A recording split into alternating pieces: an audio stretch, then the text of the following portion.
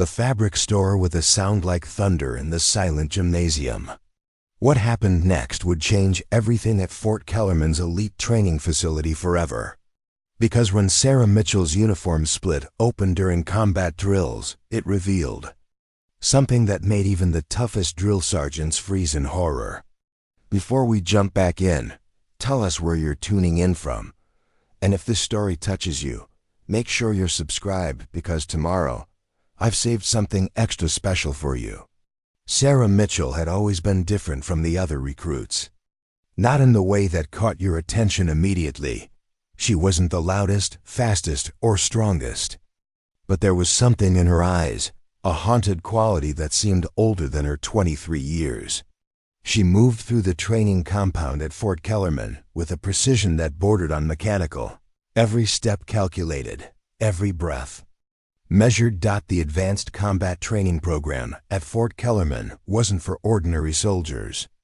It was reserved for those destined for the most dangerous missions: black ops, hostage rescue, deep reconnaissance behind enemy lines. The selection process alone eliminated 90% of applicants before they even set foot on the base. Those who made it through faced 6 months of training so brutal that another 40% would wash out or suffer career-ending injuries. Sarah had been there for 3 months, and she'd never spoken more than necessary to complete a task. While other recruits formed bonds during their brief downtime, she sat alone, cleaning her equipment with an obsessive attention to detail. When others complained about the impossible standards or brutal physical demands, Sarah remained silent, absorbing every lesson like a sponge. Drill Sergeant Marcus Brennan had been running elite training programs for 15 years. He'd seen every type of recruit imaginable: the cocky ones who thought they knew everything, the scared ones who jumped at shadows, the determined ones who pushed through pain and exhaustion. But Sarah Mitchell puzzled him. She followed orders perfectly, excelled in every exercise, and showed no signs of breaking under pressure. Yet something felt wrong. The morning of October 15th started like any other. The recruits assembled at 0500 hours for morning calisthenics, their breath forming clouds in the crisp autumn air. Sarah took her usual position in the back row, her dark hair pulled into a regulation bun, her uniform immaculate despite having been awake since 4-30. Combat training began at 0800 hours in the main gymnasium. Today's focus was close quarters combat and defensive maneuvers. The recruits would be paired off randomly, practicing techniques designed to disarm and neutralize threats in confined spaces. These weren't choreographed movements. They were meant to simulate real combat situations where hesitation meant death. Sergeant Brennan called out the pairings. Sarah found herself matched with Jake Rodriguez, a former college wrestler from Texas who had the build of a linebacker and the temperament to match. Rodriguez was one of the few recruits who'd tried to engage Sarah in conversation, usually receiving only polite but distant responses. The first exercise involved grappling techniques. The goal was to gain control of an opponent who was trying to apply a chokehold from behind. It required quick thinking, precise movement, and a willingness to use whatever advantage you could find, including grabbing and manipulating clothing. To throw an attacker off balance. Sarah moved through the initial demonstrations with her usual quiet efficiency. Her technique was flawless, almost artistic in its precision. But there was something unsettling about watching her work. She didn't fight like someone learning new skills. She fought like someone who had perfected these movements through necessity rather than training. The intensity ramped up as Sergeant Brennan introduced live combat scenarios. No longer following scripted movements, the recruits were told to treat their partners as genuine threats. The gymnasium filled with the sounds of bodies hitting mats, heavy breathing, and the occasional grunt of pain as someone landed wrong or took an unexpected hit. Rodriguez was bigger and stronger than Sarah, but she moved around him like water, flowing around a rock. When he grabbed for her, she seemed to anticipate his movements before he made them. When he tried to pin her down, She slipped away with an efficiency that frustrated him into using more force. The turning point came during a scenario where Rodriguez was supposed to restrain Sarah from behind while she attempted to break free. The move required him to grab her uniform shirt and use it as leverage while applying pressure. As they grappled, the fabric of her regulation shirt caught on something, perhaps Rodriguez's watch or a loose piece of equipment on his gear. Sound of tearing fabric echoed across the gymnasium like a gunshot. Sarah's shirt split open from collar to waist, the tough military-grade material giving way as if it were tissue paper. Rodriguez immediately released his grip, expecting to see the standard issue tank top that all recruits wore underneath their uniforms. Instead, the gymnasium fell into absolute silence. Sarah's back was a canvas of horror. Scars criss-crossed her skin in patterns that could only have been inflicted deliberately. Some were thin and precise, like surgical cuts that had healed without proper medical attention. Others were thick and ropey, the kind left by burns or restraints worn down to the bone. There were circular marks that could have been cigarette burns, and longer gouges that suggested systematic torture over an extended period. But it was the tattoo that made even Sergeant Brennan's blood run cold. Etched into the skin between Sarah's shoulder blades was a symbol he recognized from classified intelligence briefings, the mark of the Crimson Hand, a terrorist organization that had been responsible for the deaths of hundreds of American service members and civilians overseas. The mark wasn't something you chose to have. It was something they carved into you when they wanted to make sure you never forgot who owned you. Rodriguez stumbled backward, his face pale with shock. Other recruits who had stopped their own exercises to look were frozen in place.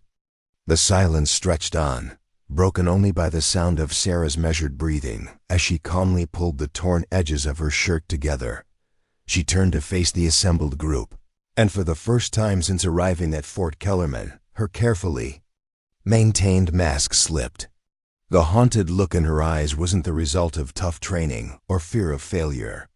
It was the look of someone who had survived something that should have killed her, both physically and mentally. Sergeant Brennan stepped forward, his voice softer than anyone had ever heard it. "Mitchell, report to my office immediately." Sarah nodded, her composure returning like armor sliding back into place. "Yes, sir." As she walked toward the exit, every person in that gymnasium understood that they had just witnessed something that would fundamentally change their understanding of what it meant to serve their country. Sarah Mitchell wasn't just another recruit trying to prove herself worthy of elite status. She was someone who had already paid a price that none of them could imagine. Sergeant Brennan's office felt smaller than usual with Sarah Mitchell sitting across from his desk. The fluorescent lights hummed overhead, casting harsh shadows that seemed to emphasize the tension in the room. Outside, the sounds of continuing training exercises filtered through the windows. Life at Fort Kellerman moving forward while this conversation would determine whether Sarah's military career ended before it truly began. Brennan had dismissed the other recruits to different training modules, but he knew word would spread. In a closed environment like this, secrets had a way of becoming common knowledge within hours. The question wasn't whether people would talk, it was what they would say, and how it would affect unit cohesion. Sarah sat with perfect posture, her torn shirt now covered by a regulation jacket. Her hands rested calmly in her lap, but Brennan noticed the slight tremor in her left fingers, a detail that might have escaped a less observant instructor. In his 15 years of training elite soldiers, he'd learned to read the subtle signs that revealed when someone was fighting to maintain control. "The Crimson Hand," Brennan said finally, his voice carrying the weight of classified knowledge. "That's not something you see in basic intelligence reports. That's black operations territory." Sarah's expression didn't change, but something shifted behind her eyes. "I'm not sure what you're referring to, Sergeant." "Don't." The word came out sharper than Brennan intended. "Don't insult my intelligence, Mitchell. I've been briefed on terrorist organizations that most people have never heard of. The Crimson Hand doesn't just mark their victims for identification purposes, they mark their assets. The silence stretched between them like a taut wire. Brennan had interrogated enemy combatants, debriefed prisoners of war, and conducted security clearance interviews for classified positions. He knew when someone was deciding how much truth they could afford to reveal. "My service record is clean," Sarah said eventually.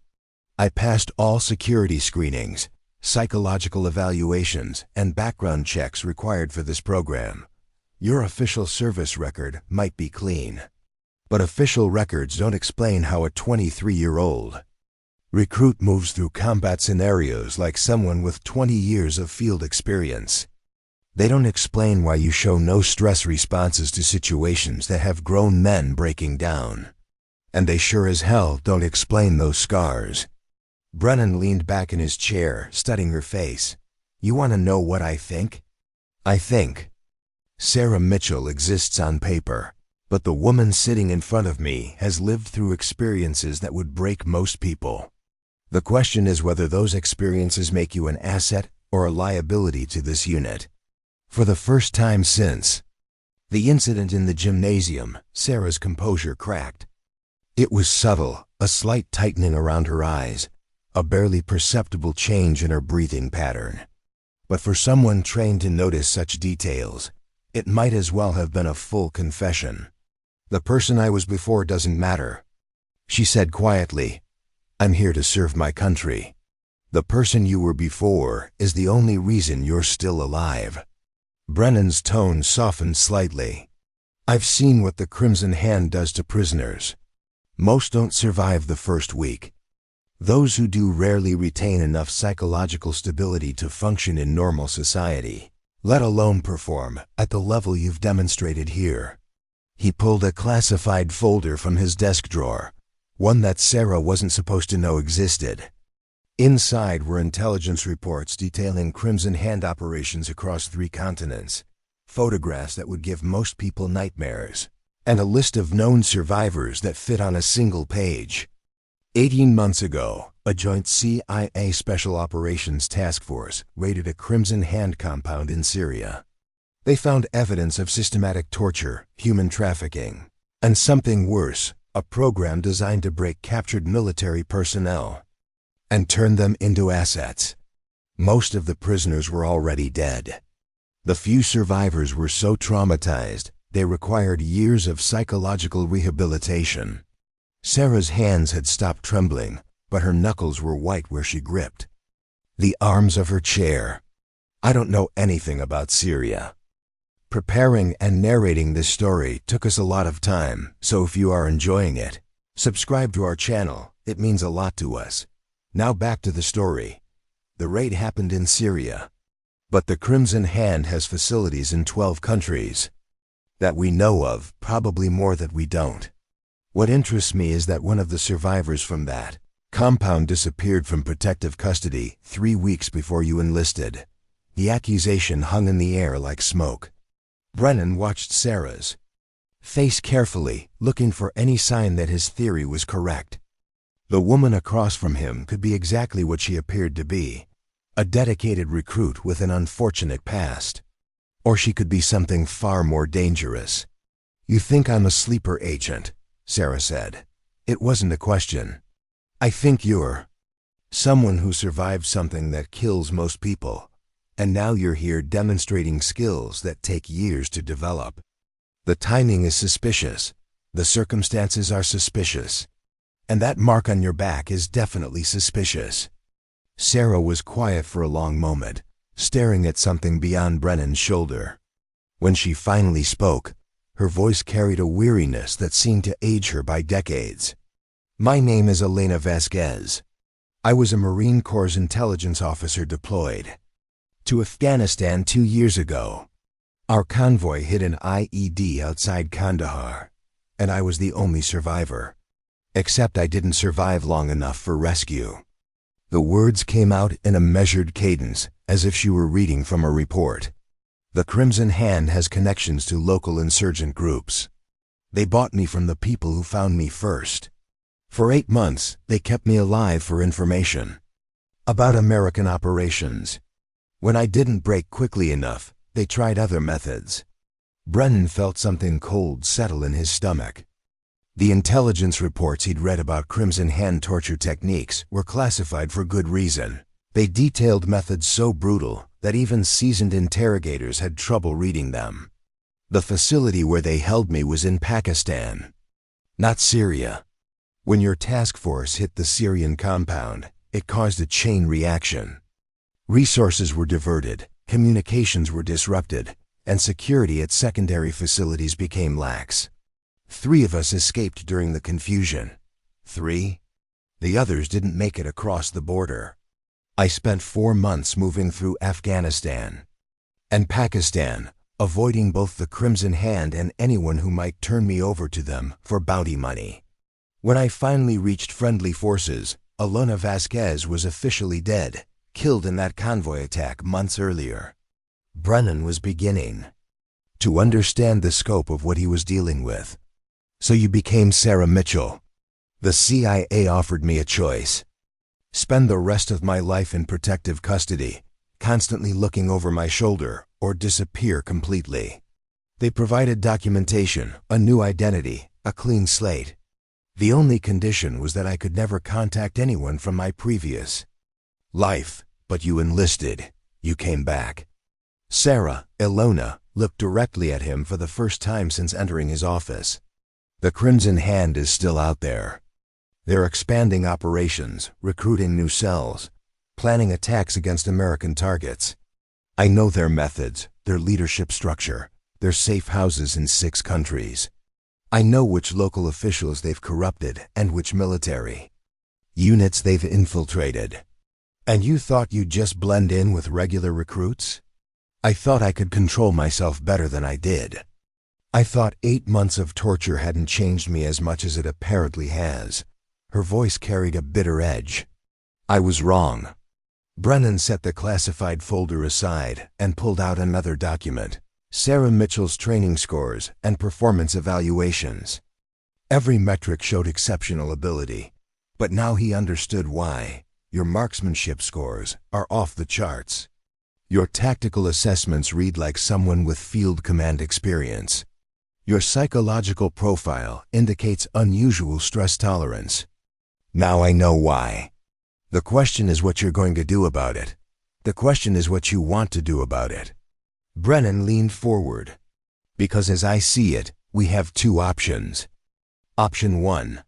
I report this conversation to intelligence officials. You disappear back into protective custody, and the military loses someone with potentially invaluable knowledge about active terrorist threats. And Option 2? Option 2, you finish this training program under the identity you've built, but not as a regular recruit. You work with intelligence specialists to develop actionable information about Crimson Hand operations. When you graduate, you're assigned to a unit that can actually use your unique qualifications. Sarah considered this for several minutes. Outside, the afternoon training rotation was beginning, new recruits facing the same challenges she had mastered with disturbing ease. There are things about the Crimson Hand that aren't in your intelligence reports, she said finally. Their recruitment methods are more sophisticated than anyone realizes.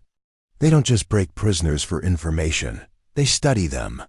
They learn what motivates different types of people, what fears drive them, what weaknesses can be exploited. What are you saying? I'm saying they let me escape. The words hit Brennan like a physical blow. Everything about this situation suddenly took on a different dimension. One where Sarah Mitchell might be exactly the asset the Crimson Hand had intended to place within American military ranks. They spent 8 months studying me, learning everything about my training, my background, my psychological profile. When their Syrian facility was compromised and they needed to relocate assets, they made it look like I escaped. But they knew exactly where I would go and what I would do. You're telling me this was all planned? I'm telling you that I realized it 3 weeks ago, which is why I've been so careful not to stand out. The problem is that I genuinely want to serve my country, but I can't be sure whether that desire is real or something they programmed into me." Brennan stared at her, his mind racing through the implications. If Sarah was right, then the Crimson Hand had successfully planted an agent within America's most elite military training program. But if she was wrong, and they were dealing with genuine trauma-induced paranoia, then they were about to throw away a potentially valuable intelligence asset. "What evidence do you have that your escape was orchestrated?" Too many things went right. The guard rotation changed at exactly the right time. The door locks that had never malfunctioned suddenly failed. The route to the Pakistan border was clear of patrols that should have been there. And when I reached American forces, the extraction team was ready with documentation for a new identity, almost like they were expecting me. That could be explained by good intelligence work on our side. Maybe, but 3 days after I enlisted as Sarah Mitchell, 2 other Crimson Hand facilities were raided. Both raids failed because the targets had been evacuated hours before American forces arrived. Someone with inside knowledge warned them. The conversation was interrupted by a knock on the door. Sergeant Torres, Brennan's second in command, stepped inside with an expression of barely controlled urgency. "Sir, we have a situation. Intel just intercepted communications suggesting a possible security breach at the facility. They're sending a team to conduct immediate background reviews on all personnel." Brennan and Sarah exchanged glances. The timeline had just accelerated beyond anyone's control. The intelligence review team arrived at Fort Kellerman within 6 hours. Their black SUVs cutting through the evening darkness like predators. Sarah watched from her barracks window as suited figures emerged from the vehicles, their movements precise and coordinated. She recognized the type government operatives who specialized in problems that needed to disappear quietly. Agent Victoria Nash led the team with the kind of authority that made seasoned military officers step aside without question. Her credentials identified her as CIA, but Sarah knew that meant little in the world of classified operations. People like Nash worked for agencies that didn't appear on organizational charts, handling situations that officially never happened. Base went into immediate lockdown. All training exercises were suspended, communication with the outside world was restricted, and personnel were confined to designated areas pending individual interviews. Sarah had expected this moment since revealing her identity to Sergeant Brennan, but the timing suggested something more urgent than routine security screening. Brennan found her in the mess hall during the evening meal period, sliding into the Fiwa seat across from her with the careful casualness of someone trying not to attract attention. Around them, other recruits ate in hushed conversations, speculation about the sudden security presence replacing normal training talk. "They're not here because of our conversation," he said quietly, stirring sugar into coffee he probably didn't. "What?" Torres intercepted more communications.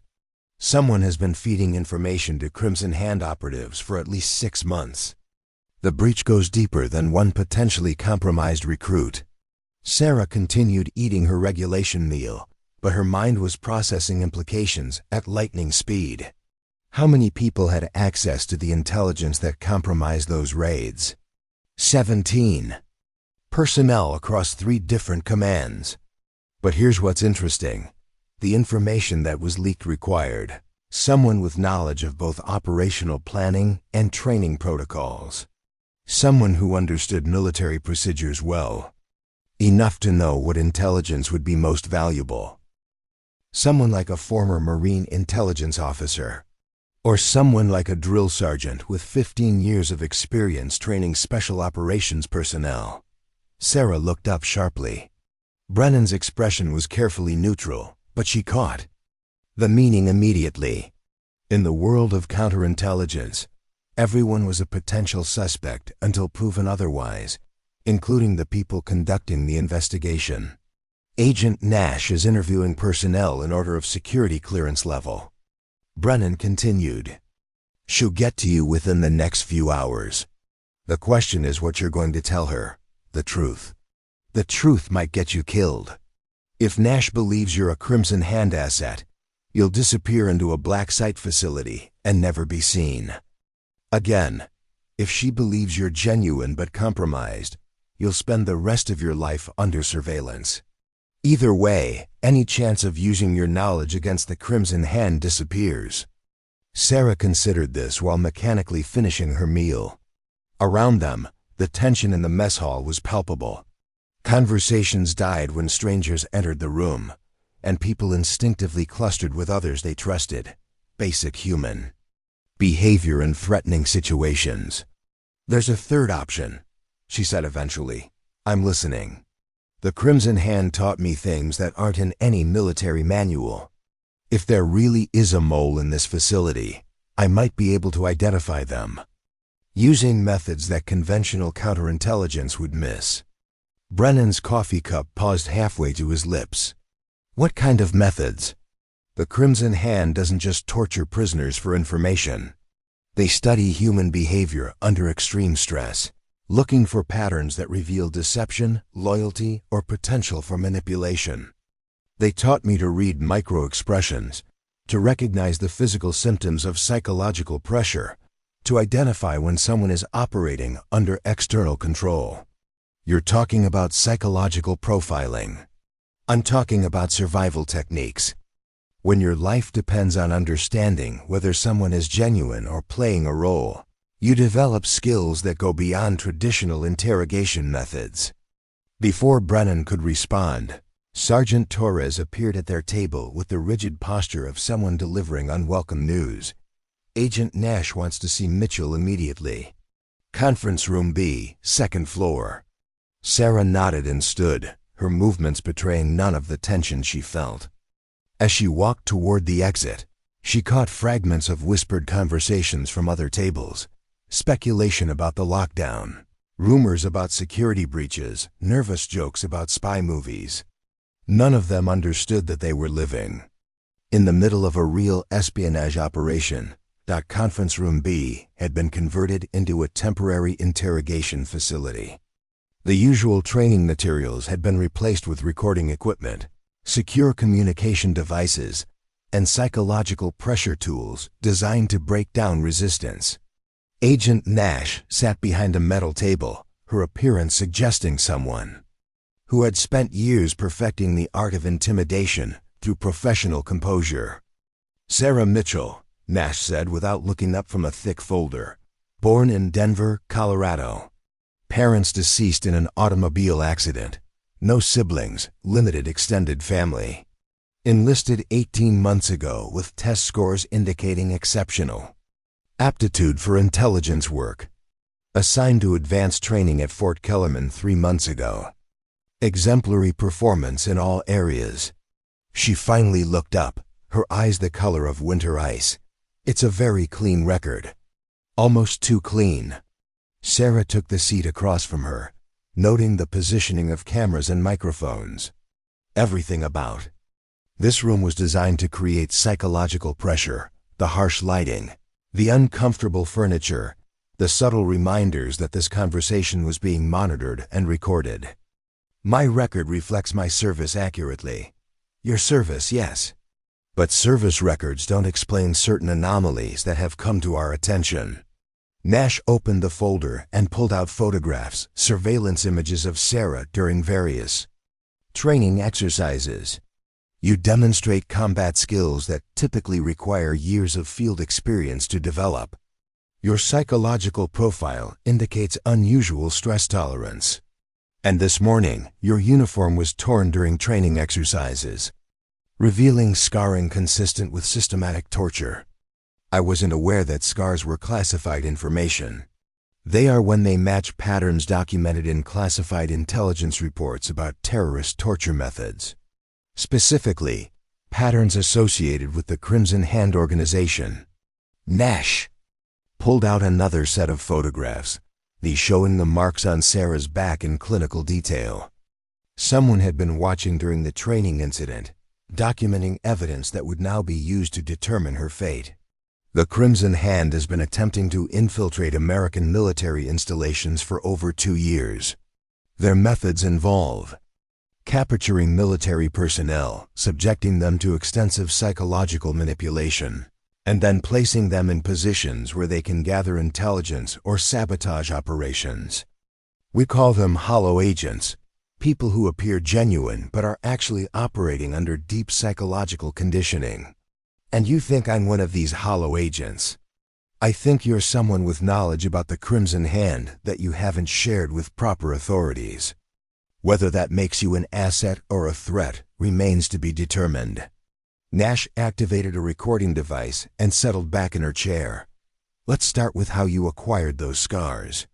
For the next 2 hours, Sarah provided a carefully edited version of her captivity experience. She revealed enough truth to satisfy Nash's questions while omitting details that would compromise ongoing operations or endanger other survivors. It was a delicate balance, appearing cooperative, while protecting information that could be used against her. Nash was a skilled interrogator, using psychological pressure techniques and strategic silence to encourage disclosure. But Sarah had been trained by experts in psychological manipulation. The Crimson Hand's methods might be brutal, but they were also devastatingly effective at teaching resistance to conventional interrogation. Your story has inconsistencies, Nash said finally. Timeline gaps, geographical details that don't align with known Crimson Hand operations, and psychological responses that suggest you're withholding significant information. My psychological responses suggest that I survived 8 months of systematic torture and might have some difficulty discussing the details casually. Or they suggest that you've been conditioned to provide specific responses when questioned about your experiences. The conversation was interrupted by a soft knock on the door. Agent Nash looked annoyed at the interruption, but her expression changed when she saw who was entering. Commander James Patterson was the kind of man who made rooms feel smaller just by walking into them.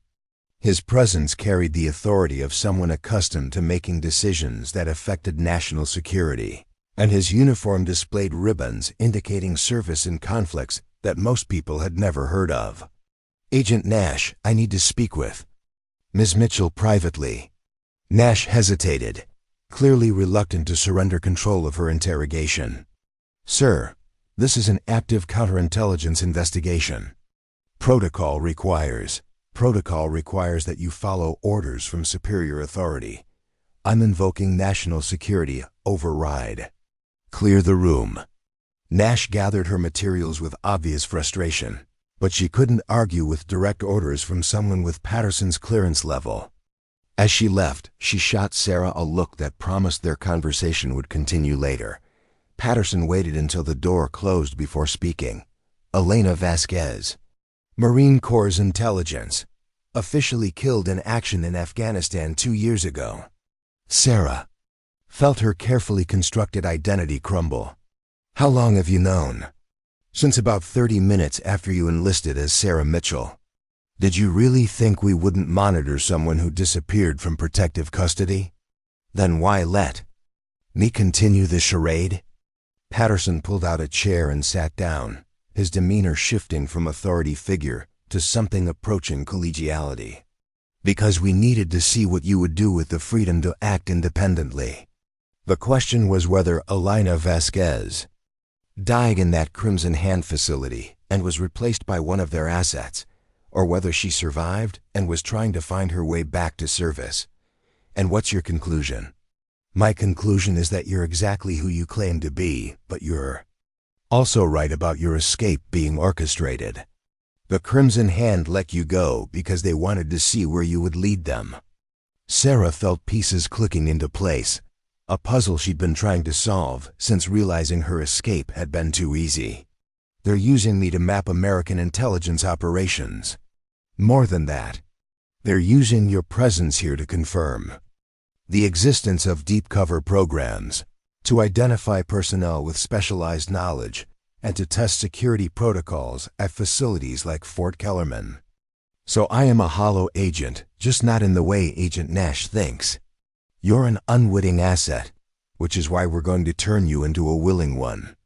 The Crimson Hand thinks they're running an operation against us, but we're about to reverse the flow of information." Patterson opened a briefcase and pulled out documents that made Sarah's breath catch. Intelligence reports, facility layouts, personnel photographs, information that could only have come from sources deep within Crimson Hand operations. "We've been building a counterintelligence operation for 18 months, ever since we realized they were attempting to infiltrate military installations. Your arrival here activated the final phase of our plan." "What kind of plan?" "The kind that requires someone with your unique qualifications to walk back into Crimson Hand territory and destroy them from the inside." Sarah stared at the documents, understanding that her life was about to change in ways she couldn't yet comprehend. The training at Fort Kellerman hadn't been preparation for conventional military service. It had been preparation for a mission that would either eliminate the Crimson Hand as a threat or get her killed in the attempt. Outside the conference room, the base continued its lockdown procedures, but Sarah now understood that the real operation was just beginning. The classified briefing room beneath Fort Kellerman existed on no official blueprints, accessible only through a service elevator that required 2 different security keys. It housed operations that fell into the gray areas between legal and necessary.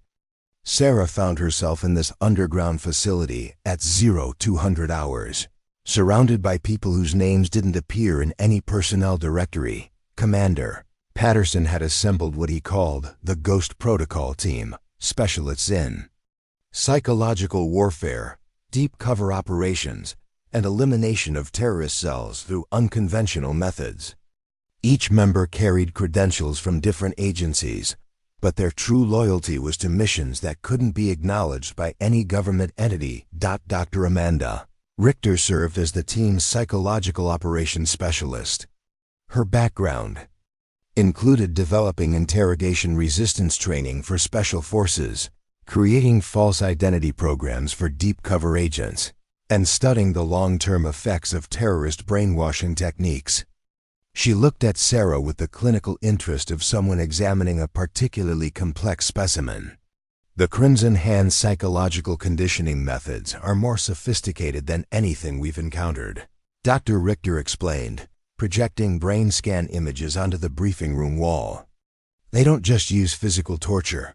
They employ systematic psychological manipulation designed to create specific behavioral patterns in their subjects." Sarah studied the brain scans, recognizing the highlighted areas from her own medical evaluations. "You're showing me my own neurological patterns. These scans were taken during your initial medical processing when you enlisted as Sarah Mitchell. Notice the activity in your amygdala and hippocampus, areas associated with trauma response and memory formation. The patterns suggest you've been subjected to systematic psychological conditioning." Technical specialist Marcus Webb pulled up another set of displays showing communication intercepts, facility blueprints, and personnel movements. His expertise lay in electronic surveillance and digital intelligence gathering, skills that had made him invaluable in tracking terrorist organizations across multiple continents. "We've been monitoring Crimson Hand communications since your escape," Webb said. "They've been tracking your movements through military channels, confirming their belief that you're functioning as planned. But here's what's interesting. They're preparing for a major operation that requires someone with your specific psychological profile." The briefing materials Webb displayed painted a picture of an organization far more complex than Sarah had realized during her captivity. The Crimson Hand operated like a multinational corporation, with specialized divisions handling recruitment, training, operations, and what they termed asset development. "Asset development," Sarah said, the term carrying new meaning. "That's what they called the program I was part of." "Not just you," Patterson interjected. "We've identified at least 12 other individuals who've been through similar conditioning processes. Most are now embedded in various government and military positions, feeding intelligence back to Crimson Hand leadership." Field Operations Coordinator Lisa Chan had been silent during the briefing, but now she stepped forward with the controlled intensity of someone accustomed to making life or death decisions in hostile territory. Her service record was classified at levels that required special authorization just to confirm her existence. The mission parameters are straightforward, Chang said. You'll return to Crimson Hand territory as Elena Vasquez, a captured American agent seeking revenge against the military establishment that abandoned her. Your psychological profile supports this narrative. Someone who's been through systematic torture would have legitimate grievances against the system that failed to protect her. Sarah felt a chill that had nothing to do with the underground. Facilities climate control. You want me to defect? We want you to appear to be defective. The Crimson Hand will welcome you back because you represent validation of their conditioning methods. They'll want to study your psychological state, confirm their techniques worked as intended, and eventually deploy you on high-value operations. Dr. Richter activated another display showing detailed analysis of Crimson Hand operational patterns. Their next major operation is scheduled for 6 weeks from now. A coordinated attack against 3 American diplomatic facilities simultaneously. The planning requires someone with inside knowledge of American security protocols and psychological resistance to extreme stress. Someone exactly like you, Patterson added. The weight of what they were proposing settled on Sarah like a physical burden. They wanted her to voluntarily return to the people who had spent 8 months systematically destroying her psyche, to pretend loyalty to an organization that represented everything she opposed, and to somehow sabotage their operations. From the inside. What makes you think they won't see through the deception? Sarah asked. These people are experts at psychological manipulation. They'll test every aspect of my supposed conversion. Because the conversion won't be entirely fake, Dr. Richter sighed quietly. We're going to use their own conditioning methods against them.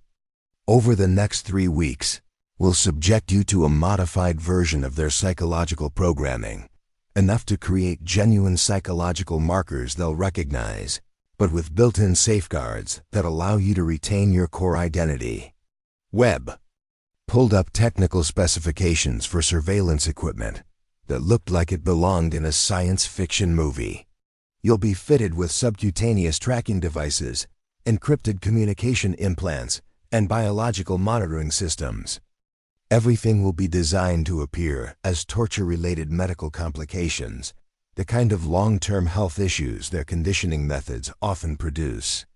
Chang spread out tactical maps showing Crimson Hand facility locations across 3 countries. Intelligence indicates their primary command center is located in a converted monastery in the mountains between Pakistan and Afghanistan.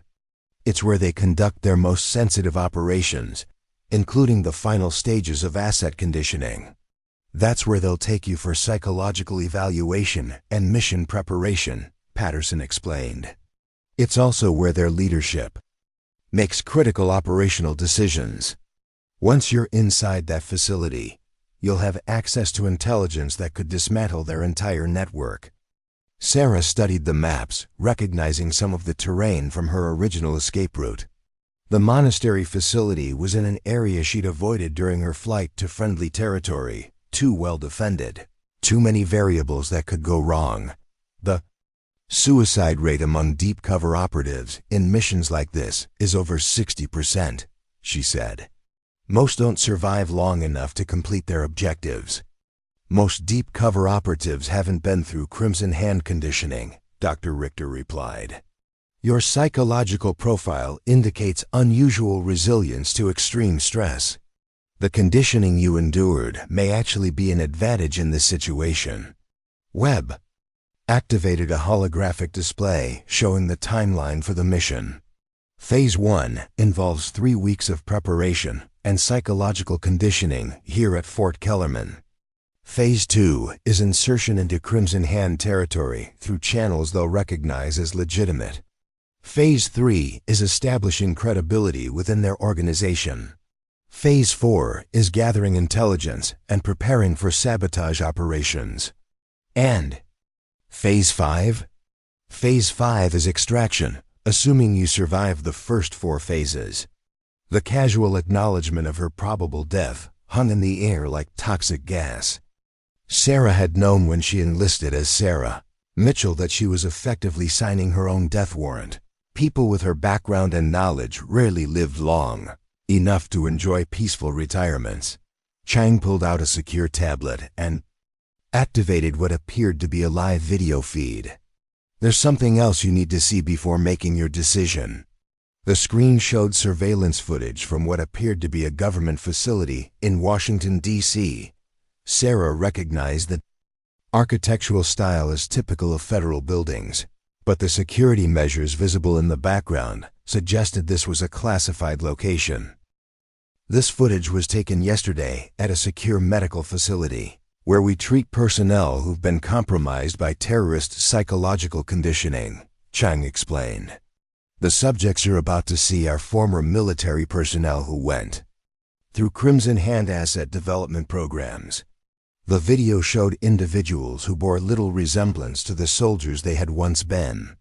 Their movements were mechanical, their expressions vacant, and their responses to medical staff suggested complete psychological breakdown. They sat in sterile rooms, staring at walls, occasionally speaking in languages they hadn't known before their capture. "These are the successful assets," Dr. Richter said quietly. "The ones who completed their conditioning and were deployed on operations before we could recover them." The Crimson Hand's definition of success involves complete personality destruction and reconstruction. Sarah watched as one of the subjects, a woman who appeared to be roughly her age, attempted to communicate with medical staff in what sounded like Arabic mixed with English. Her movements were precise, but somehow inhuman, like a sophisticated robot mimicking human behavior. "How many people are we talking about?" Sarah asked. 43 confirmed assets currently active in various positions. Unknown number of others who haven't been identified. The woman you just saw was a Navy intelligence analyst who disappeared during a deployment to the Middle East. She was recovered 3 months ago during a raid on a Crimson Hand training facility. Webb switched the video feed to show a different subject. This one, a man whose personnel file indicated he had been a special operations medic. His psychological evaluation notes were visible on the screen, documenting complete dissociative identity, disorder, and inability to distinguish between reality and programmed false memories. "The Crimson Hand isn't just creating individual assets," Patterson said. "They're developing the capability to produce entire sleeper cells of highly trained military personnel who can be activated on command. If their current expansion continues, they'll be able to infiltrate American military and intelligence operations at a level that threatens national security." Sarah closed her eyes, processing the implications. The mission they were proposing wasn't just about preventing one terrorist attack. It was about stopping a program that could fundamentally compromise American military effectiveness for decades. The psychological conditioning you'll undergo will be designed to mimic their methods while preserving your core identity, Dr. Richter continued. But there are risks. Even with safeguards, subjecting someone to modified brainwashing techniques can have permanent effects. What kind of effects? Memory fragmentation, personality dissociation, difficulty distinguishing between genuine emotions and programmed responses. Some subjects develop what we call psychological scarring, permanent changes to thought patterns and behavioral responses. Chang pulled up medical reports from previous deep cover operations. "We've attempted similar missions before. Of 6 operatives who underwent modified conditioning, 2 suffered complete psychological breakdown, 3 completed their missions, but required years of rehabilitation, and 1 disappeared entirely. We believe he genuinely defected to the enemy organization." "And you think I'll be different because I've already survived their conditioning once?" "We think you'll be different because you understand what they're trying to do to you," Patterson said. Knowledge is the best defense against psychological manipulation. You know their techniques, you've experienced their methods, and you've already proven you can resist their conditioning. Sarah looked around the briefing room at faces that represented the best and worst of American intelligence operations. These people were asking her to voluntarily submit to psychological torture in order to infiltrate an organization that had already tried to destroy her once, but the alternative was allowing the Crimson Hand to continue producing hollow agents who would spend their lives undermining everything she had sworn to protect. When do we begin? She asked. The relieved expressions around the room told her everything she needed to know about the importance of her decision. Dr. Richter began gathering her psychological assessment materials. Webb started shutting down the surveillance displays, and Chang collected the tactical maps that would soon become intimately familiar. Tomorrow morning, Patterson said, 0600 hours. And Sarah, once we begin this process, there's no turning back. The psychological conditioning we're going to put you through will change you in ways we can't predict or reverse. I understand. But as she left the underground briefing room and returned to the surface world of Fort Kellerman, Sarah wondered if understanding was enough to survive what was coming. The psychological conditioning facility, hidden within Fort Kellerman's medical wing, looked nothing like a hospital. White walls reflected harsh fluorescent lighting, creating an environment designed to disorient and destabilize. Sarah entered the sterile corridor at 0600 hours, knowing that the woman who eventually emerged would be fundamentally different from the one walking in. Dr. Richter had spent the night finalizing protocols that would push Sarah's mind to the breaking point without destroying her completely. The modified conditioning program borrowed techniques from the Crimson Hand's own methods, but with crucial differences designed to preserve her core identity while creating psychological markers their operatives would recognize as genuine. The next 3 weeks will be the most difficult experience of your life, Dr. Richter explained as she led Sarah through security checkpoints that required biometric verification at each step. We're going to systematically break down your current psychological defenses and rebuild them according to specifications that will fool their evaluation methods. The conditioning chamber resembled a cross between a medical facility and a prison cell. Monitoring equipment lined the walls, recording everything from brain activity to minute changes in body temperature. A single chair sat in the center of the room, surrounded by speakers, lights, and projection equipment that would soon become instruments of carefully controlled psychological torture. Sarah took her position in the chair as technicians attached monitoring leads to her temples, chest, and wrists. Each sensor would track her physiological responses to the conditioning process, ensuring that the psychological pressure remained within parameters that wouldn't cause permanent damage. The first phase involves memory fragmentation, Dr. Richter said, her voice taking on the clinical detachment necessary for what was about to happen. We'll use sensory overload and sleep deprivation to create confusion about the timeline of your experiences. This will make it difficult for Crimson Hand operatives to distinguish between genuine trauma. Memory is an artificially induced psychological markers. Webb activated the control systems from an observation room separated by reinforced glass. His role was to monitor the technical aspects of the conditioning, while Dr. Richter managed the psychological components. Both understood that miscalculations at this stage could result in Sarah's complete mental breakdown. The process began with strobing lights synchronized to disrupt normal brainwave patterns, combined with audio frequencies designed to induce disorientation. The sensory assault created immediate psychological stress. Sarah had experienced similar techniques during her original captivity, but knowing what was happening didn't diminish their effectiveness. Hours passed in cycles of sensory overload followed by periods of complete darkness and silence. The irregular patterns prevented her mind from adapting to the stimuli, creating a state of constant psychological tension. During the silent periods, recorded voices played statements designed to create false memories and emotional associations.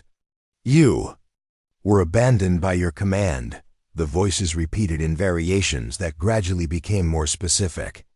"They knew where you were but chose not to rescue you. Your survival means nothing to them. Your sacrifice was meaningless." Dr. Richter monitored Sarah's psychological responses through brain imaging equipment that showed real-time changes in neural activity. The conditioning was designed to create genuine emotional trauma that would register as authentic when examined by Crimson Hand operatives.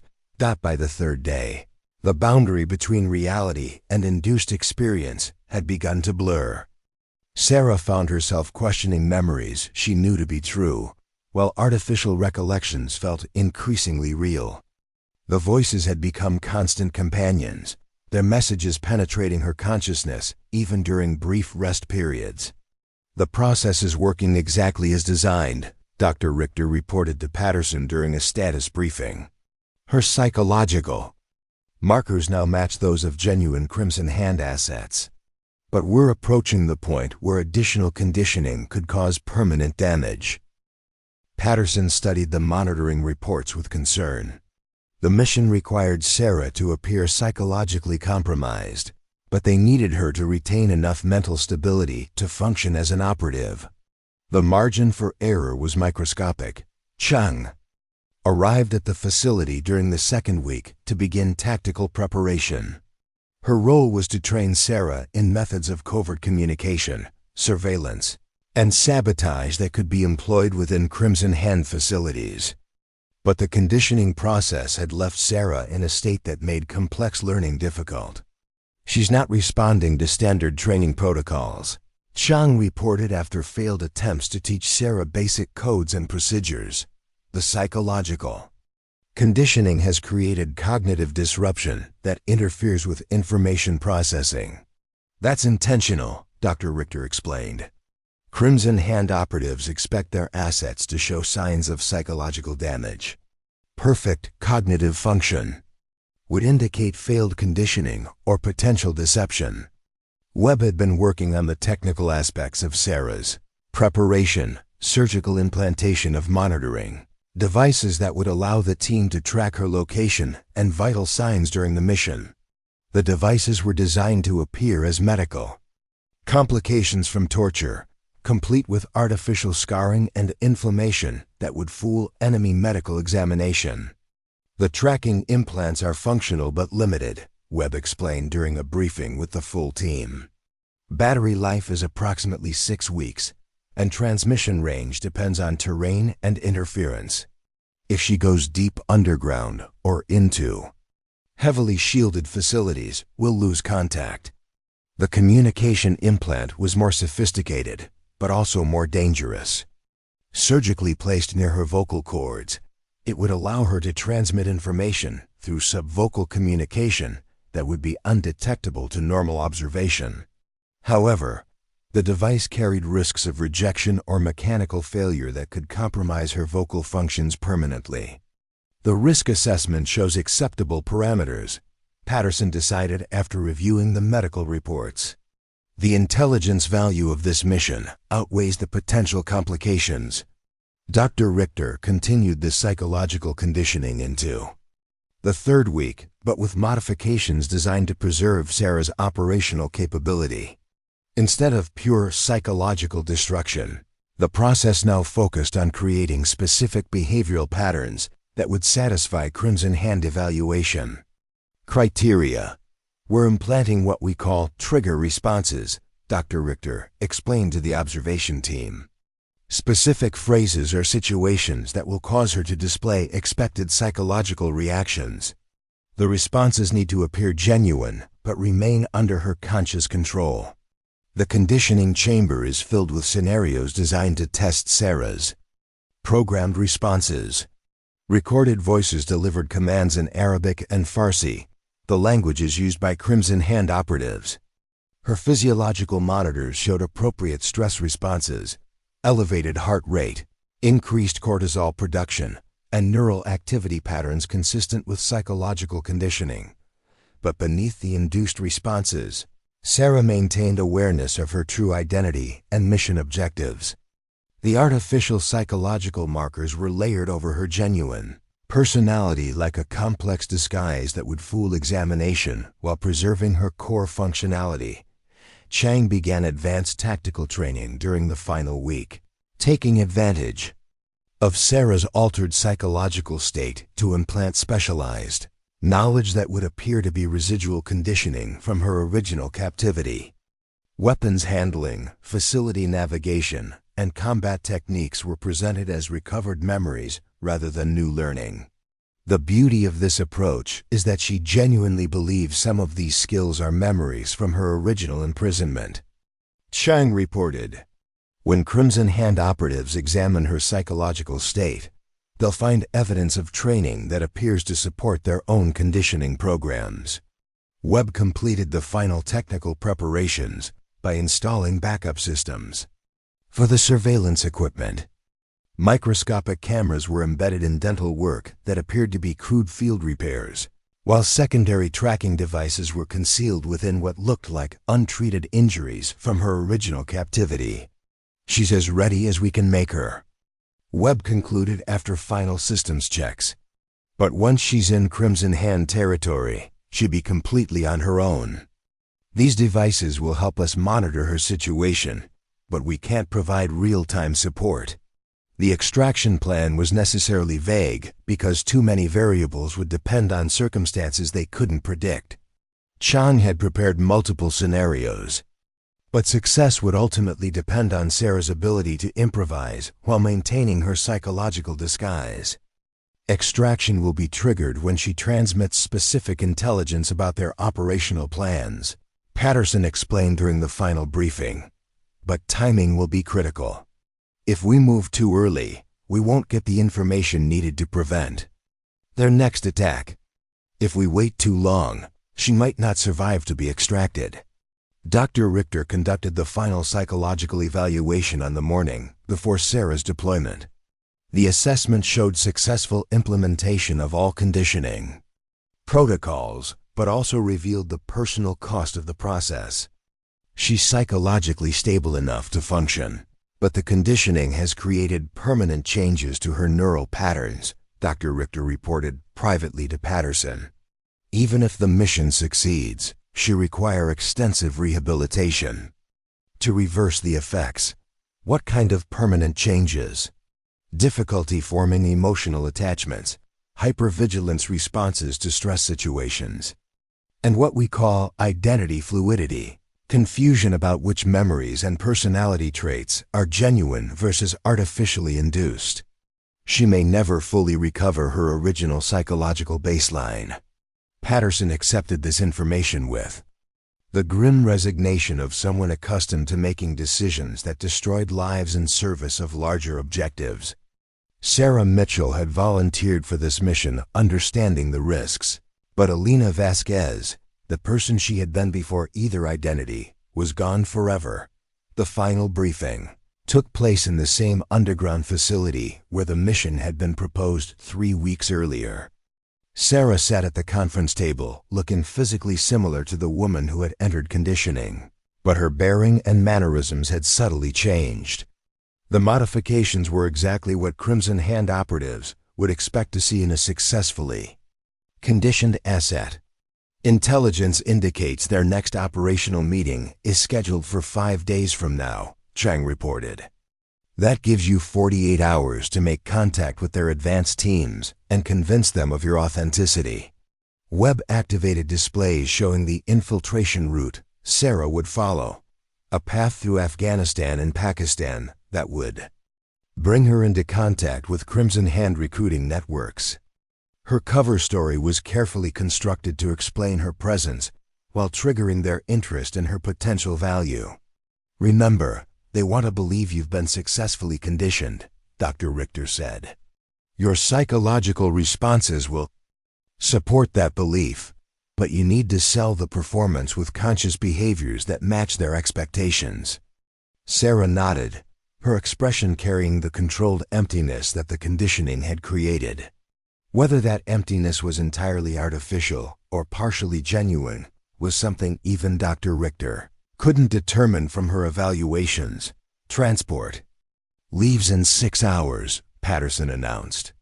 Once you're deployed, communication will be limited to emergency situations only. Any unnecessary contact risks exposing the entire operation.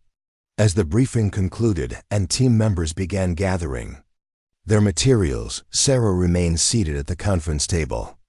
The woman who had entered this room 3 weeks earlier had been driven by desire for justice and redemption.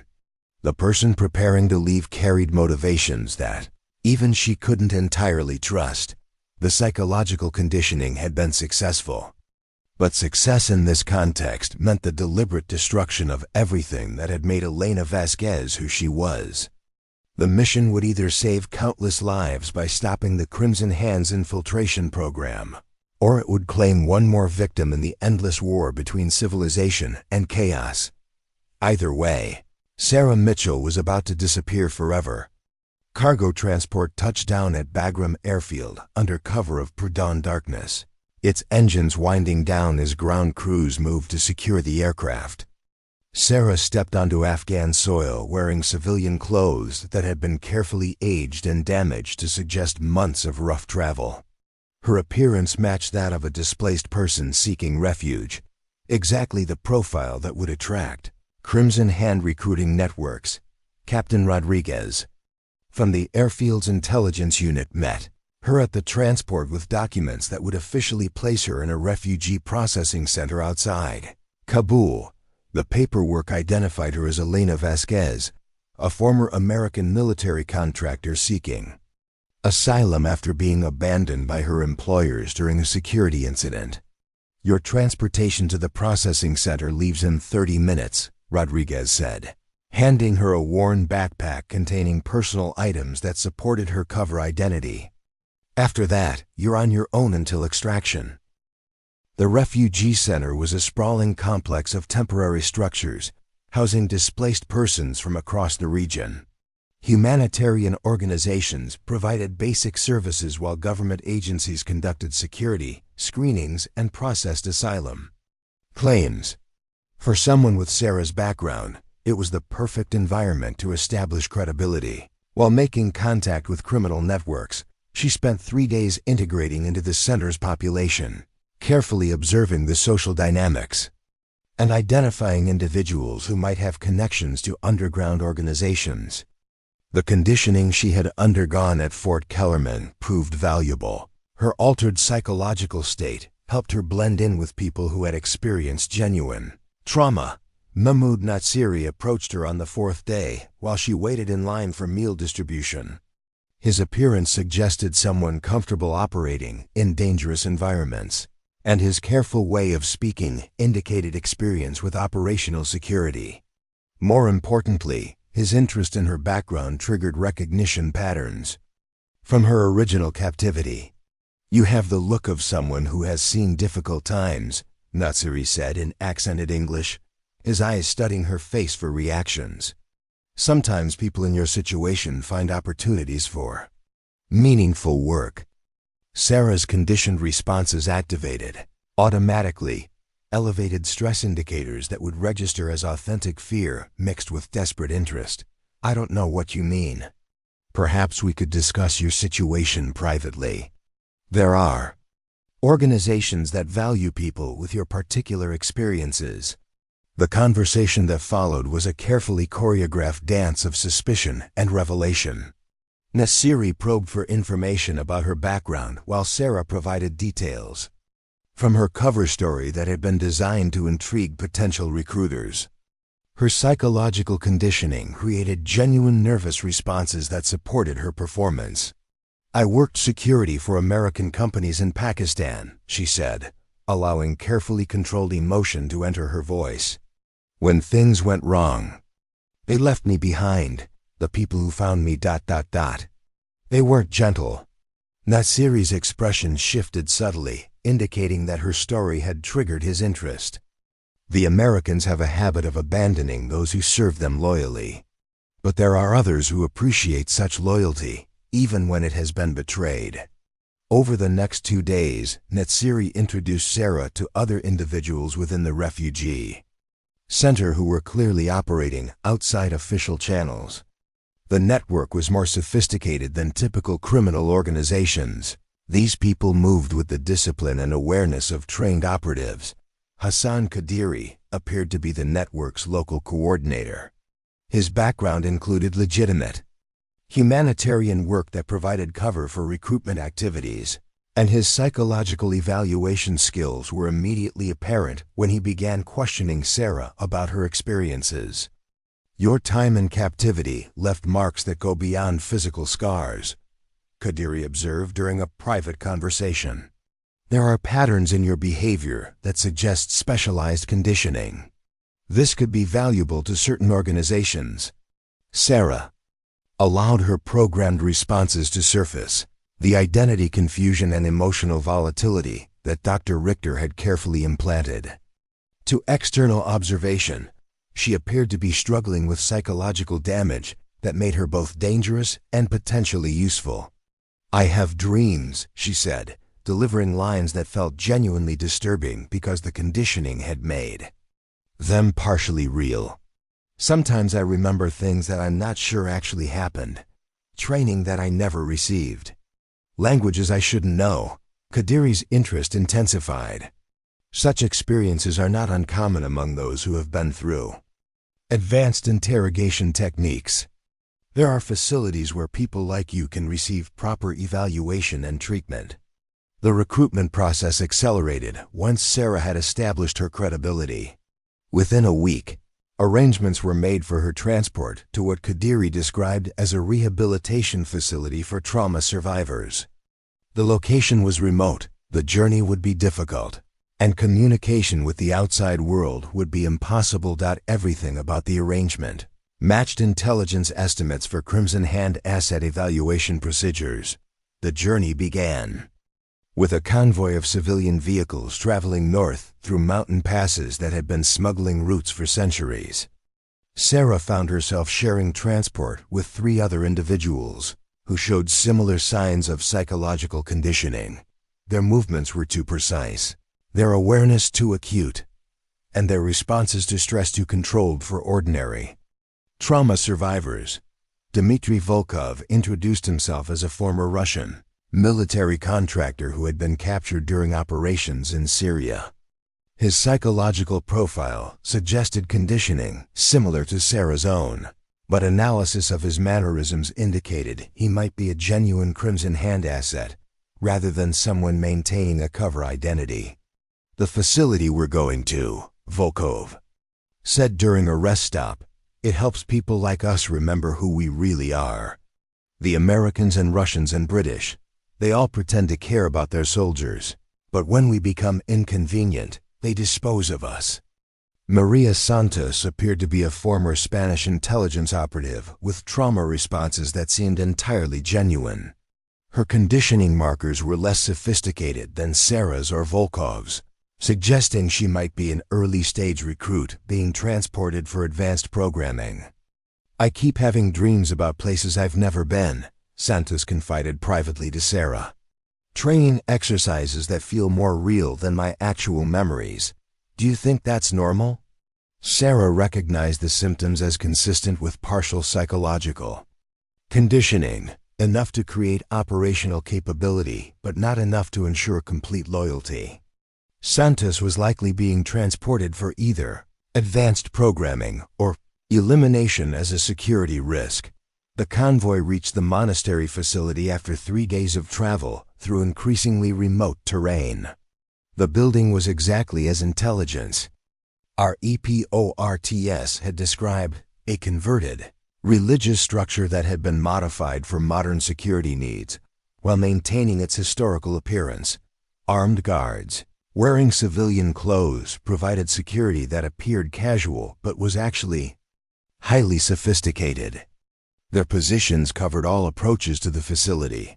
Their weapons were modern military grade, and their coordination indicated professional training rather than typical mercenary background. Dr. Amara Singh met the new arrivals at the facility.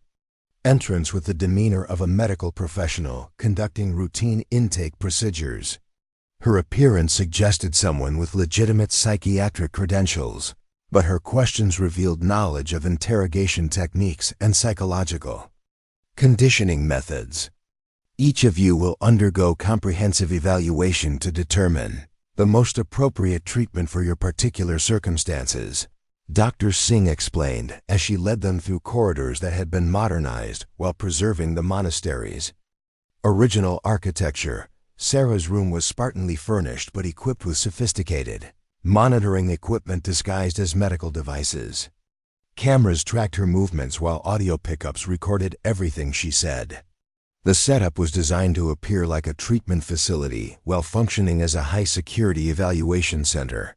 The first formal interview took place 12 hours after arrival, giving the monitoring systems time to establish baseline readings for her psychological and physiological responses. Dr. Singh conducted the session with clinical precision, using techniques that Sarah recognized from her original captivity. Your psychological profile indicates exposure to advanced conditioning techniques. Dr. Singh began reviewing files that contained disturbing amounts of accurate information about Sarah's background. The patterns suggest both resistance to and acceptance of the programming.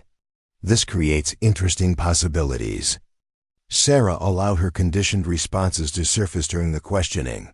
The memory confusion, emotional volatility, and identity uncertainty that would convince evaluators of successful psychological modification. The performance was aided by the fact that some of these responses had become genuinely integrated into her psychological makeup. I remember being trained in weapons I've never used, she said, delivering programmed responses that felt authentically disturbing.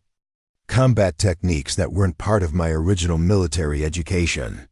Sometimes I feel like someone else programmed those skills into my mind. Dr. Singh's reaction indicated that Sarah's responses matched expected patterns for successfully conditioned assets. Such experiences are common among individuals who have undergone specialized modification. The important question is whether those modifications can be directed toward productive purposes. Over the following days, Sarah was subjected to psychological testing that was more sophisticated than anything she had experienced during her conditioning at Fort Kellerman.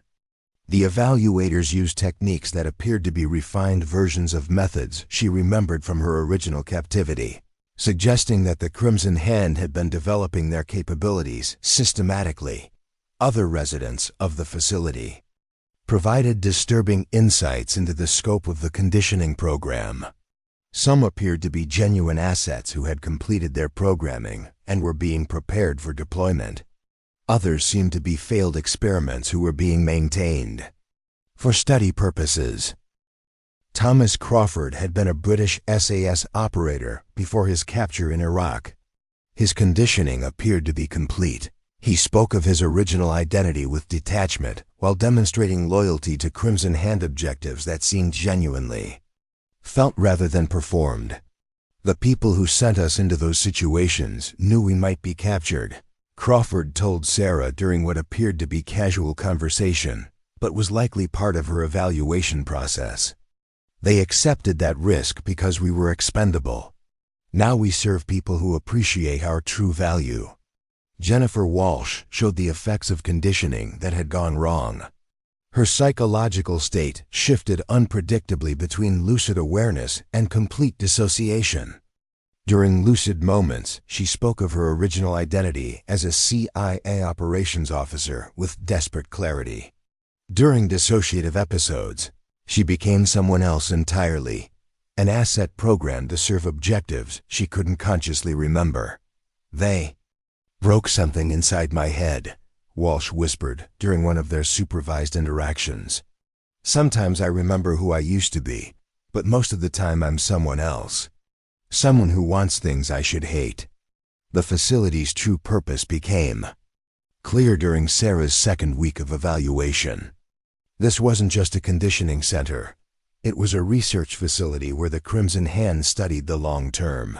effects of their psychological modification techniques, and developed new methods for creating reliable assets. Dr. Singh revealed the scope of their research during what she called an advanced therapy session, but was clearly an intelligence briefing for a prospective operative. Your psychological profile indicates successful integration of conditioning elements with retained operational capability, Dr. Singh explained while reviewing brain scans that showed Sarah's modified neural patterns. This makes you suitable for high-value assignments that require both technical skill and psychological reliability. The assignment details were presented as therapeutic goals rather than operational objectives. Sarah would be placed in a position where she could gather intelligence about American military capabilities while appearing to pursue legitimate career advancement. Her conditioning would ensure loyalty to Crimson Hand objectives while maintaining the appearance of normal psychological function. The beauty of your particular modification is that you genuinely believe in the righteousness of your mission. Dr. Singh continued, your conscious mind accepts objectives that align with your program values, while your subconscious responses ensure continued loyalty even under extreme stress. Sarah realized that the conditioning at Fort Kellerman had been more successful than anyone had anticipated. The psychological modifications designed to fool Crimson Hand evaluators had created genuine changes in her thought patterns and emotional responses. She was becoming exactly what they believed her to be, a perfectly conditioned asset who served their objectives willingly. The question was whether enough of Elena Vasquez remained to complete her original mission, or whether Sarah Mitchell had become another victim of the Crimson Hand's psychological warfare program. As she prepared for the final phase of evaluation that would determine her operational assignment, Sarah struggled to distinguish between her genuine motivations and the programmed responses that felt increasingly natural. The line between performance and reality had blurred beyond recognition, and she was no longer certain which side of that line represented her true identity. The monastery's bell tower had been converted into a sophisticated communications center, its ancient stone walls now housing satellite uplinks and encrypted communication arrays.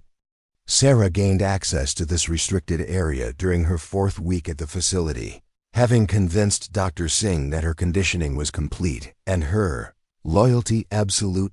The intelligence she gathered during late-night surveillance sessions revealed the true scope of the Crimson Hand's operations. Their network extended far beyond what American intelligence had estimated.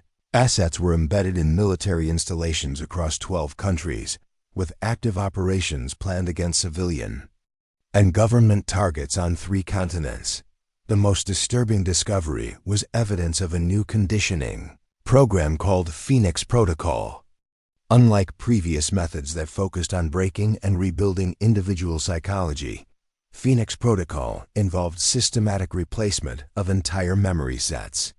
Subjects would retain their technical skills and operational knowledge while having their personal history completely rewritten. Commander Yusuf Rahman, the facility's operations director, had arrived 3 days earlier to personally oversee final preparations for the coordinated attacks that would demonstrate the Crimson Hand's expanded capabilities. His presence elevated security throughout the monastery while providing Sarah with access to intelligence that could prevent hundreds of deaths. The Phoenix assets are ready for deployment, Raymond announced during a briefing that Sarah attended as part of her final evaluation. 3 teams of 4 operatives each, all with clean backgrounds and impeccable credentials. They will be in position within 48 hours. The target locations were more significant than previous intelligence had suggested.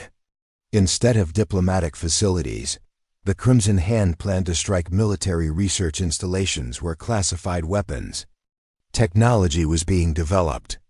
The psychological impact of such attacks would be devastating, but the strategic value of captured technology would be even more dangerous. Sarah's subcutaneous communication device activated during the briefing, transmitting encrypted intelligence. directly to Fort Kellerman through satellite relays that would be undetectable to monastery security systems. The information included target locations, operative identities, and timeline details that would allow American forces to prevent the attacks. But something had gone wrong with her psychological conditioning. The artificial loyalty responses that should have prevented her from betraying Crimson Hand operations were functioning intermittently, creating internal conflict that threatened to expose her true identity. Dr. Richter's safeguards were failing. Under the stress of extended deep cover operations, during a private conversation with Dr. Singh, Sarah found herself genuinely conflicted about her mission objectives. The conditioning had created authentic emotional attachments to people she was supposed to betray, while her original personality fought for control of decisions that would determine the fate of both organizations. "You seem troubled," Dr. Singh observed during what appeared to be a routine psychological maintenance session. "The competing loyalties in your conditioning matrix are creating observable stress responses." Sarah realized that her psychological state had become transparent. To someone with Dr. Singh's expertise, the careful balance between artificial conditioning and preserved identity was breaking down, revealing contradictions that could only be explained by deliberate deception. "Sometimes I remember things differently than I should," Sarah admitted, testing whether honesty might provide better cover than continued performance. "My training at the American facility feels more recent than my captivity experiences. The timeline doesn't make sense." Dr. Singh's expression shifted subtly, indicating that Sarah's admission had confirmed suspicions that were already forming. Temporal displacement is common in subjects who have undergone multiple conditioning cycles. But your particular pattern suggests something more deliberate. The conversation was interrupted by Commander Raman's sudden entrance into the treatment room. His presence eliminated any possibility of continuing the psychological evaluation as a routine session. Something significant had triggered security protocols throughout the facility. "Dr. Singh, we've detected anomalous electronic signatures in this sector," Raman said, his attention focused entirely on Sarah. "Signals that match American intelligence communication equipment." Sarah's training activated automatically, her physiological responses shifting to patterns consistent with innocent confusion rather than operational exposure. But the communication device embedded near her vocal cords had been transmitting continuously for over an hour, and sophisticated detection equipment would eventually trace the source. "I don't understand what you're talking about," Sarah said, allowing genuine fear to enter her voice while her mind calculated escape routes and defensive options. "Are you saying someone is spying on the facility?" Raman produced a handheld scanner that resembled medical diagnostic equipment but was clearly designed for electronic surveillance detection. When activated near Sarah's position, the device indicated multiple sources of electromagnetic activity that couldn't be explained by normal medical monitoring. "Remove your clothing," Raman commanded, his demeanor shifting from suspicious to hostile. "We're going to conduct a complete examination for surveillance equipment." Sarah's conditioning had included preparation for this scenario, but the reality proved more difficult than simulation. As she complied with Raman's order, the artificial scars and medical complications that concealed her surveillance equipment became visible under close examination. Dr. Singh examined the scarring patterns with professional expertise, her fingers tracing marks that had been surgically created to appear as torture complications. But her knowledge of human anatomy revealed inconsistencies that indicated deliberate placement rather than random injury. "These incision patterns are too precise," Dr. Singh announced, her voice carrying the authority of someone delivering a medical diagnosis. "The tissue damage has been carefully controlled to avoid nerve clusters and major blood vessels.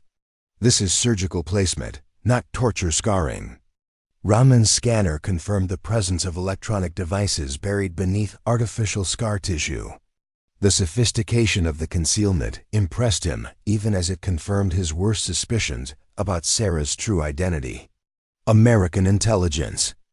Operatives, Rahman said, his tone carrying grudging respect for the technical execution.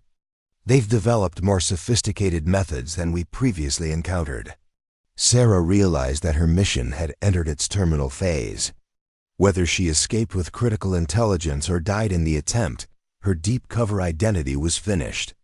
The psychological conditioning that had brought her this far would either provide the resources needed for survival or contribute to her destruction. The Phoenix Protocol assets are scheduled for departure in 6 hours, Rahman continued, speaking to Dr. Singh while keeping his weapon trained on Sarah. We need to determine how much intelligence she has transmitted and whether the operation can proceed on schedule. The interrogation that followed was more brutal than anything Sarah had experienced during her original captivity. Rahman employed techniques designed not just to extract information, but to cause maximum psychological damage to operatives who had been trained to resist conventional methods. But the conditioning she had undergone at Fort Kellerman proved unexpectedly valuable. The artificial trauma responses and identity confusion that had been implanted to fool Crimson Hand evaluators now provided genuine protection against interrogation techniques that relied on exploiting psychological weaknesses. She's been conditioned to resist our methods, Dr. Singh reported after 2 hours of systematic psychological assault. The modification patterns are too sophisticated for standard extraction procedures. We would need days to break through her defenses. Rahman faced a tactical decision that would determine the fate of operations representing months of planning. Continue the interrogation and risk exposing the Phoenix Protocol assets to compromised intelligence, or proceed with scheduled operations while accepting that American forces might be prepared to counter their attacks. Initiate emergency extraction. Protocols for all assets, Rahman decided. Phoenix teams will deploy immediately to secondary targets. Dr. Singh, prepare this operative for termination. Sarah's communication device had been transmitting continuously throughout the interrogation, providing Fort Kellerman with real-time intelligence about Crimson Hand's response to her exposure. The information would allow American forces to track the Phoenix assets to their new targets, but only if she survived long enough for extraction teams to reach her location, the facilities. Emergency protocols included procedures for destroying evidence and eliminating security risks before evacuation. Sarah found herself restrained in a preparation room where previous interrogation subjects had been processed for disposal, their bodies incinerated to eliminate traces of Crimson Hand conditioning experiments. Dr. Singh entered the room with medical equipment that would ensure Sarah's death appeared to result from psychological breakdown rather than deliberate execution. The method would protect Crimson Hand operational security while providing cover for Dr. Singh's legitimate research credentials. Your conditioning was remarkably sophisticated, Dr. Singh said as she prepared lethal injection equipment. The artificial psychological modifications were nearly indistinguishable from genuine trauma responses. Your people have learned from our methods and improved upon them. Sarah's restraints had been applied according to standard protocols that assumed psychological conditioning would prevent effective resistance. But her training at Fort Kellerman had included escape techniques specifically designed for this scenario, and the artificial trauma responses that had protected her during interrogation now provided cover for preparation activities. The injection site Dr. Singh selected would have killed most subjects within minutes, but Sarah's medical preparation had included resistance training for common assassination methods. Controlled substances administered during her conditioning had created tolerance levels that would allow survival for limited periods. As Dr. Singh activated the injection system, Sarah triggered the final phase of her extraction protocol. The communication device near her vocal cords transmitted emergency signals that would guide rescue teams to her exact location while indicating that operational security had been completely compromised. The explosion that destroyed the monastery's communication center occurred precisely as Dr. Singh realized. that her lethal injection was not producing expected results. American Special Operations Forces had infiltrated the facility, using intelligence that Sarah had transmitted during her weeks of deep cover operations. Commander Rahman died defending the facility's classified materials, his last act being destruction of computer systems that contained Phoenix Protocol conditioning techniques. Dr. Singh was captured while attempting to complete Sarah's execution, her research materials providing invaluable intelligence about Crimson Hand psychological warfare methods. Sarah regained consciousness during medical evacuation procedures, her survival complicated by the effects of both Crimson Hand interrogation and the psychological conditioning she had undergone at Fort Kellerman. The artificial trauma responses had become so integrated with her genuine personality that medical personnel couldn't determine which psychological symptoms required treatment and which were deliberate modifications. The Phoenix Protocol assets were intercepted before reaching their secondary targets, but 3 other Crimson Hand operations proceeded successfully because Sarah's intelligence had not included information about backup plans. The partial success of her mission prevented immediate catastrophe while revealing the true scope of ongoing terrorist infiltration programs. Dr. Richter's evaluation 6 months later confirmed that Sarah's psychological conditioning could not be completely reversed. The modifications designed to fool Crimson Hand operatives had created permanent changes to her neural patterns and emotional responses, leaving her with a hybrid personality that incorporated elements of both Elena Vasquez and Sarah Mitchell. The good news is that you retained enough core identity to complete your mission objectives, Dr. Richter explained during a rehabilitation session at a classified medical facility. The concerning news is that the artificial psychological modifications have become genuinely integrated with your personality structure. Sarah would spend the remainder of her military career working with intelligence specialists to develop countermeasures against the psychological conditioning techniques, her unique experience providing insights that could protect future operatives from similar programs. But the woman who had volunteered for the mission no longer existed in any recognizable form. The Crimson Hand's infiltration program had been disrupted, but not eliminated. Intelligence gathered from the monastery facility revealed that similar conditioning centers operated in other countries, with hundreds of assets already deployed in positions where they could influence military and government operations for decades.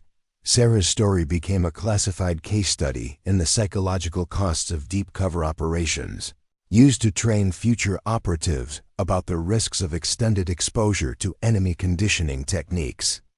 Her success had prevented immediate catastrophe, but at a price that made victory and defeat almost indistinguishable. The torn shirt that had revealed her torture scars during training at Fort Kellerman had been the beginning of a journey that destroyed everyone involved while saving countless lives. In the shadowy world of psychological warfare, such outcomes were considered acceptable, necessary sacrifices in conflicts that officially never happened. The aftermath of the monastery raid extended far beyond Sarah's personal situation. Intelligence analysts spent months processing the captured materials, uncovering a network of conditioning facilities that operated across 4 continents. Each location represented years of patient infiltration work, with assets placed in positions of increasing responsibility within military and government organizations. Agent Nash, who had initially interrogated Sarah at Fort Kellerman, found herself reassigned to a new task force dedicated to identifying and neutralizing Crimson Hand assets already embedded in American institutions. The scope of the infiltration was more extensive than anyone had imagined. Preliminary investigations suggested that dozens of personnel in sensitive positions might be operating under psychological conditioning. The Phoenix Protocol wasn't their ultimate objective, Nash reported during classified briefings at the Pentagon. It was a proof of concept for something much larger. They're developing the capability to systematically replace entire government Administrations with conditioned assets who genuinely believe they're acting in their country's best interests. The 3 Phoenix teams that had been intercepted during Sarah's extraction revealed disturbing insights into the sophistication of Crimson Hand operations. Each operative carried flawless documentation, had legitimate career histories, and demonstrated psychological profiles that would pass the most rigorous security screenings. Only advanced neurological scanning could detect the artificial memory implants that drove their loyalty to terrorist objectives. Captain Rodriguez, who had facilitated Sarah's initial deployment from Bagram Airfield, was among the first suspects identified through the investigation. His access to transportation schedules and personnel movement had created opportunities for intelligence gathering that extended back over 18 months.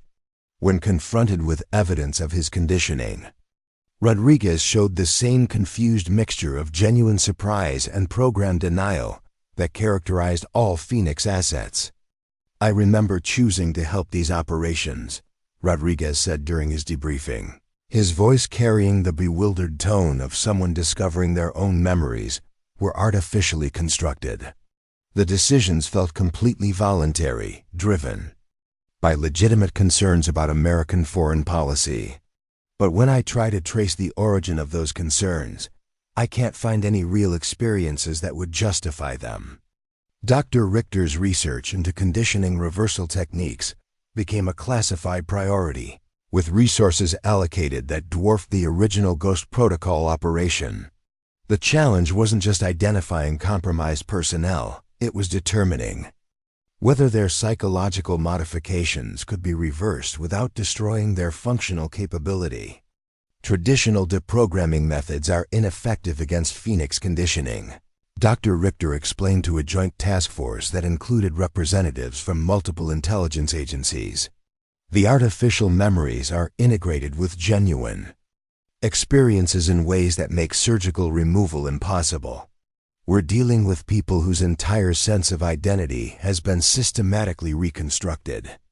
The monastery facility itself had been destroyed during the extraction operation, but forensic analysis of the rubble revealed construction techniques and equipment that indicated significant financial backing. The Crimson Hand wasn't a conventional terrorist organization operating on limited resources.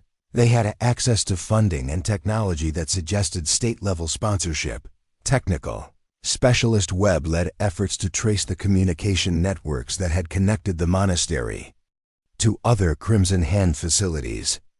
The encryption methods and satellite access patterns indicated connections to telecommunications infrastructure in countries that officially denied any knowledge of terrorist operations.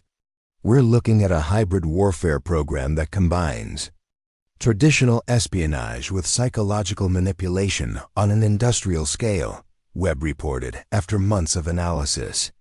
The technical sophistication suggests involvement by intelligence services with capabilities that match or exceed our own.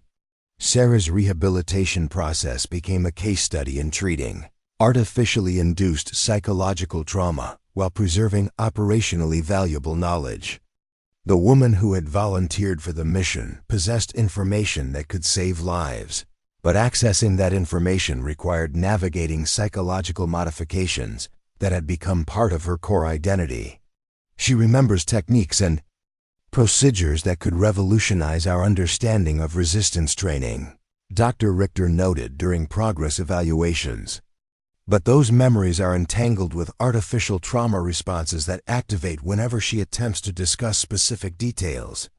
The conditioning was designed to make her knowledge useful to enemies while remaining inaccessible to friendly forces. The broader implications of the Crimson Hand's capabilities forced fundamental changes in military and intelligence screening procedures. Traditional background investigations and psychological evaluations were insufficient to detect assets whose conditioning included false memory implants and artificially constructed personality traits.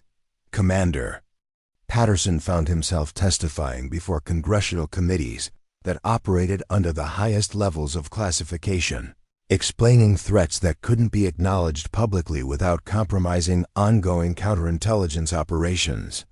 The enemy has developed the capability to create perfect sleeper agents who don't know they're sleeper agents, Patterson told lawmakers who struggled to comprehend the implications. We're facing adversaries who can turn our own people against us using methods that leave no trace in conventional security screenings. The Phoenix Protocol investigation revealed that Sarah's mission had been even more successful than initially realized. Her intelligence had prevented not just the immediate attacks, but had exposed a conditioning program that would have eventually placed assets in positions where they could influence policy decisions for decades. Among the materials recovered from the monastery were detailed psychological profiles of high-ranking military officers and government officials. The profiles included analysis of psychological vulnerabilities that could be exploited for conditioning purposes, along with recommendations for capture and conversion operations targeting specific individuals. They weren't just placing assets randomly, Agent Nash discovered during document analysis. They were systematically targeting people in positions to influence American military doctrine, intelligence operations, and strategic planning. A successful Phoenix operation could have compromised our national security capabilities for an entire generation. The human cost of the operation extended beyond Sarah's personal trauma.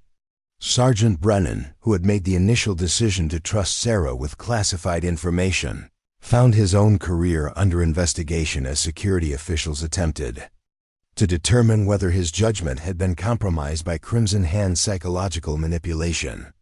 Every decision I made during those weeks is being scrutinized for evidence of external influence, Brennan explained during his own debriefing sessions. The paranoia is understandable, but it's creating an environment where legitimate military judgment becomes suspect simply because it produced unexpected results.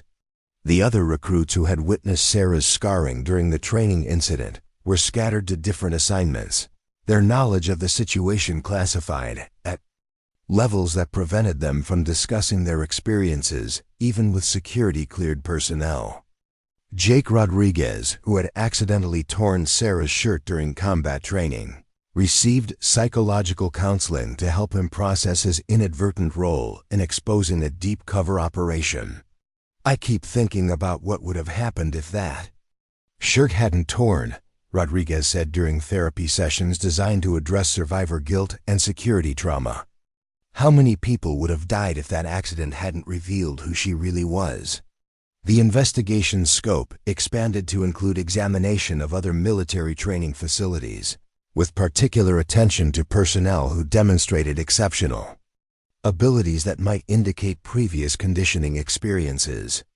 The search for additional assets became a secondary mission that consumed resources while creating suspicion within institutions that depended on trust and unit cohesion. Dr. Singh, captured during the monastery raid, provided invaluable intelligence about Crimson Hand research methods during interrogations that lasted for months.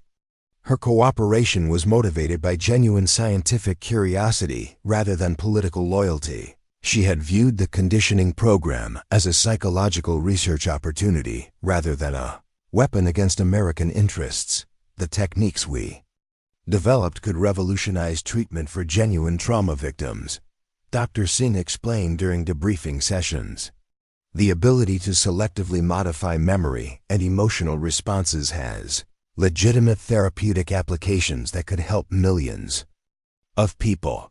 The tragedy is that military applications corrupted research that could have benefited humanity. Her insights into Phoenix Protocol methodology enabled American researchers to develop detection techniques and potential reversal procedures. But the process required years of careful study and experimentation that couldn't be rushed without risking the psychological stability of test subjects. Sarah's ultimate fate remained classified at levels that prevented even her medical team from discussing her condition with outside researchers. The woman who had sacrificed her identity to Prevent Terrorist Attacks became a living laboratory for understanding the intersection of psychology and national security. 6 months after her extraction, she could function in controlled environments, but required constant monitoring to manage psychological episodes triggered by stimuli that activated her artificial conditioning. The boundary between her genuine memories and implanted experiences had become so blurred that she couldn't reliably distinguish between real and artificial components of her own identity. "We saved countless lives," Dr. Richter concluded in her final report about the operation.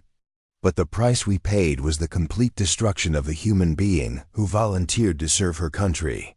Elena Vasquez died in that monastery just as surely as if she had been killed by enemy fire, leaving behind a psychological construct that serves our intelligence needs, while bearing little resemblance to the woman who originally accepted this mission. The torn shirt that had revealed her torture scars during training at Fort Kellerman had been the beginning of a journey that destroyed everyone involved while saving countless lives. In the shadowy world of psychological warfare, such outcomes were considered acceptable, necessary sacrifices in conflicts that officially never happened. Elena Vasquez had died in Afghanistan 2 years earlier. Sarah Mitchell had been a fabricated identity that served its purpose and was discarded. The woman who survived carried elements of both, but belonged fully to neither, a living reminder that some victories could only be achieved by accepting losses that could never be recovered. In the end, the greatest tragedy wasn't the psychological damage inflicted by enemies, but the realization that saving civilization sometimes required destroying the very humanity it was meant to protect. Up next, you've got 2 more standout stories right on your screen. If this one hits the mark, you won't want to pass these up. Just click and check them out. And don't forget to subscribe and turn on the notification bell so you don't miss any upload from us.